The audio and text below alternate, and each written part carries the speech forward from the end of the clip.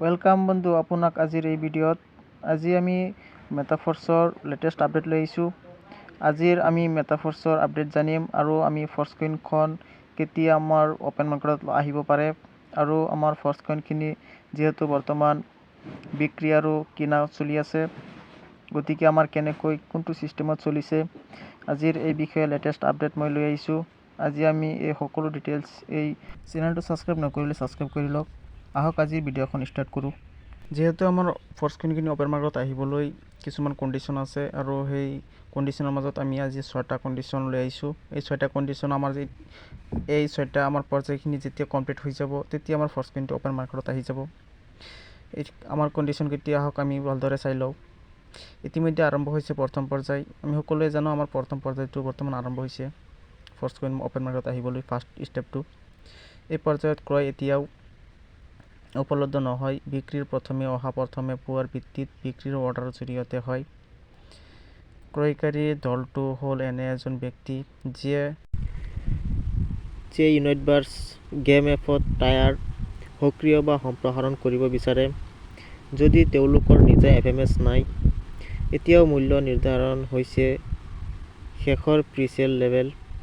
গতিকে ইয়াত আমি বুজিব লাগিব, আমাৰ এতিয়াও যিহেতু ইউনাইটভাৰ্ছ গেম এপত আমাৰ টায়াৰ সক্ৰিয় কৰাৰ বাবেহে আমাৰ এইটো FMSখন ইউনাইটভাৰ্ছৰ পৰা আমি পাই আছোঁ আৰু এতিয়া আমাৰ মূল্যটো $2.77 হিচাপতহে আমি এতিয়া একোটা ফৰ্চকইনৰ দাম পাই আছোঁ। আৰু দ্বিতীয় পৰ্যায়টো হৈছে বৰ্তমান সকলোৰে বাবে মুকলি মূল্য $2.77 ক্ৰয় আৰু বিক্ৰীৰ বাবে। এতিয়া কিনিবলৈ আৰু বিক্ৰী কৰিবলৈ আমাৰ এইটো $2.77 পাম। বিক্ৰীৰ কেৱল নিহিত সীমাৰ ভিতৰতহে সম্ভৱ। বেলেন্সত থকা ফৰ্চকইনসমূহ ক্ৰমান্বয়ে আনফ্ৰজেন কৰা হ'ব আৰু আপোনাৰ ফৰ্চকইন যেতিয়া আপুনি অৰ্ডাৰ লগাব তেতিয়া লাহে লাহে আপোনাৰ ফৰ্চকইনখিনি লৈ লোৱা হ'ব আৰু আপোনাক সেই ফৰ্চকইনৰ ভিত্তিত আপোনাক ডলাৰটো আপোনাক ৱালেটত দি দিয়া হ'ব। তৃতীয় পদক্ষেপ, এতিয়া ক্ৰেতা আৰু বিক্ৰেতাৰ সংখ্যাৰ ওপৰত নিৰ্ভৰ কৰি প্ৰতি ঘণ্টাত মূল্য সলনি হ'ব পাৰে। 1 ঘণ্টাৰ ভিতৰত বিক্ৰেতা বেছি হ'লে পিছৰ ঘণ্টাৰ বাবে দাম কমি যায়।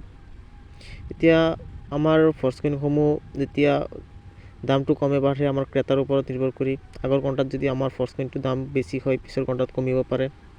ক্ৰেতা বেছি হ'লে বৃদ্ধি পায়। মূল্যৰ পৰিৱৰ্তন ক্ৰেতা বিক্ৰেতাৰ সংখ্যাৰ শতাংশৰ পাৰ্থক্যৰ সৈতে মিল খায়। গতিকে আমাৰ এইটো ফৰ্চকইনৰ এইটো আপুনি সকলোৱে জানে। আৰু চতুৰ্থ পদক্ষেপটো চাব পাৰিছে, এতিয়া ক্ৰেতা আৰু বিক্ৰেতাই নিজেই দাম নিৰ্ধাৰণ কৰে, কিন্তু প্ৰতিষ্ঠিত সীমাৰ ভিতৰত। মূল্য পৰিৱৰ্তনৰ দিশ এদিনৰ বাবে নিৰ্ধাৰিত কৰা হয়। এইটো চতুৰ্থ পদক্ষেপটো এইটোৱে কৈছে যে ক্ৰেতা আৰু বিক্ৰেতাই নিজৰ দামটো নিৰ্ধাৰণ কৰে আৰু বৰ্তমান মূল্যৰ বৃদ্ধিৰ ওপৰত ভিত্তি কৰি গঢ় লৈ উঠিছে। বাৰ্তাটো চাব পাৰিছে, পুঁজি আৰু এদিনৰ পিছত এই FMSসমূহ বিক্ৰেতাসকলৰ সম্পূৰ্ণৰূপে ঘূৰাই দিব পাৰি যদিহে মূল্য দাব পোৱা নাই বা মূল্যৰ দাব পোৱা শতাংশৰ পৰিমাণত ক্ৰেতাৰ বাবে পুনৰলৈ পঠিয়াব পৰা নাই 5% পৰ্যন্ত। ফাণ্ডিং পুনৰ ধন ক্ৰেতাৰ মাজত বিতৰণ কৰা হয় আৰু ফাণ্ডিং আপুনি যিটো লগাব এইটো ক্ৰেতাৰ মাজত বিতৰণ এইটো হ'বই, এইটো মিছ নহয়। হয়তো 2 দিন আপোনাৰ লেট হ'ব পাৰে, কিন্তু আপোনাৰ এইটো ভাবিব লাগিব যে আপোনাৰ ফৰ্চকইনটো আপোনাৰ পৰা লৈ লোৱা হ'ব। আৰু 6 নম্বৰ পৰ্যায়টো চাব পাৰিছে, আমি আমাৰ ডেক্সৰ সকলো বাধা আঁতৰাইছোঁ। ডেক্সটো গমেই পাইছে, ডিচেণ্ট্ৰেলাইজ এক্সচেঞ্জ আমাৰ আহিব লগা ফৰ্চকইনৰ। গতিকে এইটোৰ যিমান বাধা আছে সকলোখিনি আঁতৰোৱা হৈছে। ক্ৰেতা আৰু বিক্ৰেতাই নিজৰ দাম নিৰ্ধাৰণ কৰে। তৃতীয় এইটো পদক্ষেপ আমাৰ হ'ব পাৰে, আমি পুঁজি আঁতৰাই দিম। বিক্ৰেতাসকলে আৰু ক্ৰেতাক ধন দিয়াৰ প্ৰয়োজন নাই। এইটো আমাৰ পুঁজি, এইটো এটা প্ৰশ্নৰ আমাৰ এনচাৰ হয়, কিন্তু আমাক যিহেতু মিষ্টাৰ লাডুক প্ৰশ্নটো কৰা হৈছিল। আৰু ফৰ্চকইনৰ উৎসটো চাব পাৰিছে, মোৰ FMS বিক্ৰীত কিয় পলম হৈছে এইটো প্ৰশ্ন কৰা হৈছিলে মিষ্টাৰ লাডুৰ তৰফক।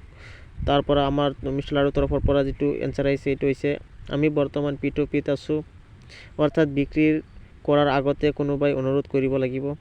আমি যিটো P2Pৰ দ্বাৰা যিহেতু আমি ফৰ্চ কইন এতিয়া বেচা কিনা কৰিছোঁ, গতিকে আমাৰ যোনে কিনিব তাক আমাৰ অনুৰোধ কৰিব লাগিব, আৰু যোনে আমাক বিক্ৰী কৰিব তাক আমাৰ যোনে বিক্ৰী কৰিব তেওঁ যোনে কিনিব তাক কৈহে আমাৰ বিক্ৰীটো আমাৰ সম্ভৱ কৰিব পাৰি।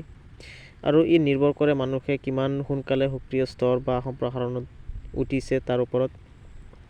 এইটো নিৰ্ভৰ কৰিব কিমান সোনকালে আপুনি অৰ্ডাৰটো লগাইছে, ইমান সোনকালতে আপোনাৰ পে'মেণ্টটো পাব।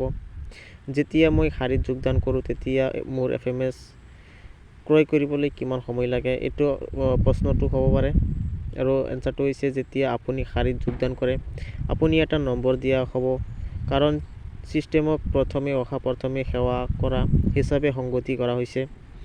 এইটো যেতিয়া আপুনি অৰ্ডাৰটো লগাব তেতিয়া আপোনাৰ অৰ্ডাৰ নম্বৰ থাকিব, সেই অৰ্ডাৰ নম্বৰ হিচাপে আপোনাৰ যেতিয়া পাল পৰিব তেতিয়া আপুনি ফৰ্চ কইনখিনি আপোনাৰ লৈ লোৱা হ'ব, আৰু আপোনাৰ ফৰ্চ কইনখিনি ভেলুটো আপুনি পাই যাব। গতিকে আপোনাৰ সংখ্যা কমিছে নে নাই চাব লাগিব, আপোনাৰ সংখ্যাটো আহিছে নে নাই সেইটো আপোনাৰ নিৰ্ভৰ কৰে। যদি আপুনি অৰ্ডাৰ দি শাৰীত যোগদান কৰে আৰু আপোনাৰ নম্বৰ 4500 হয়, তেন্তে ই 0 নোহোৱালৈকে 4500 ড্ৰা পাব লাগে, অৰ্থাৎ আপোনাৰ পাল আহিল। গতিকে এইটো আপোনাৰ এটা এক্সাম্পল দিছে। আপোনাৰ যদি 4500 আপোনাৰ অৰ্ডাৰ নম্বৰ হয়, তেতিয়া আপোনাৰ 4500 নম্বৰটো যেতিয়া পাব তেতিয়া আপোনাৰ ফৰ্চ কইনটো আপোনাৰ পৰা লৈ লোৱা হ'ব। গতিকে 4500, 4499, 4040, 3500 উপনীত নোহোৱালৈকে গতিকে নিশ্চিত হওক যে আপোনাৰ FMS ক্ৰয় কৰা হ'ব। গতিকে গমেই পাইছে আমাৰ যেতিয়া আমাৰ পালটো পৰিব, যেতিয়া আমাৰ আগত যিমানবোৰ যিসকলে নেকি আগতে অৰ্ডাৰটো লগাইছে তেওঁলোকৰ যেতিয়ালৈকে কমপ্লিট নহ'ব তেতিয়ালৈকে আমাৰ পালটো নহ'ব। গতিকে আজিৰ আমাৰ মেইন আপডেটটো এইটোৱে আছিল, আৰু আমি নিশ্চয় আজি গমেই পাইছোঁ আমাৰ নিজৰ ভাষাত আজিৰ আপডেটখন। গতিকে আপুনি যদি চেনেলটো ছাবস্ক্ৰাইব কৰা নাই ছাবস্ক্ৰাইব কৰি ৰাখিব। এনেকুৱা আপডেট অতি সহজত আৰু আমাৰ কম সময়ৰ ভিতৰত এই চেনেলৰ মাজতে আপুনি পাই যাব। আৰু বিশেষ আপডেট আমাৰ যেতিয়া আমাৰ মিষ্টাৰ লাডুৰ তৰফৰ পৰা আহিব, নিশ্চয় মই আপোনালোকৰ ওচৰলৈ লৈ আহিবলৈ সক্ষম হ'ম।